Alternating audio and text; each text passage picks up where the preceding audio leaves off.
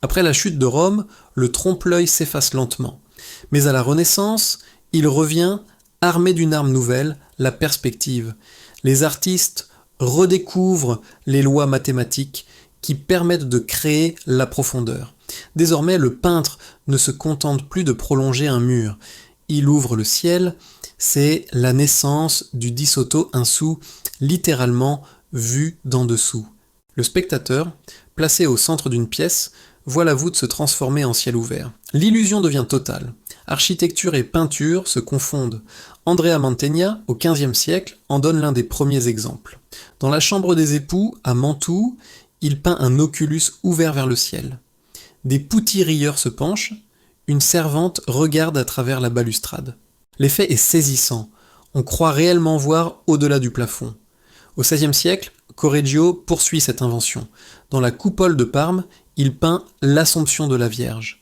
Les figures semblent tournoyer dans un tourbillon de nuages et de lumière. Les murs disparaissent, la voûte s'ouvre vers l'infini céleste.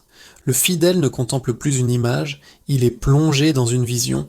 Mais c'est au XVIIe siècle, à l'époque baroque, que l'art du trompe-l'œil architectural atteint son apogée. L'Italie devient le laboratoire de ces illusions grandioses. Andrea Pozzo en est le maître absolu. À Rome, dans l'église Saint-Ignace, il peint une voûte qui semble s'élever à perte de vue. Colonnes peintes, architecture feinte, saints et anges s'élançant vers un ciel infini. Pourtant la voûte réelle est plate. L'illusion repose sur un calcul précis, un seul point de vue au centre de la nef. Le spectateur qui se place là est happé dans un espace qui n'existe pas.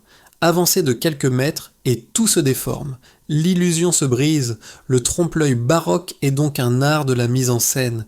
Il guide le spectateur, lui impose un regard et le récompense par le vertige. Ces illusions ne sont pas que des jeux d'artistes, elles traduisent l'esprit du temps, un monde où l'art, la foi et le spectacle se confondent. Abonnez-vous pour découvrir dans l'épisode 3 comment le trompe-l'œil quitte les églises et les palais pour s'inviter, jusque dans les tableaux de chevalet.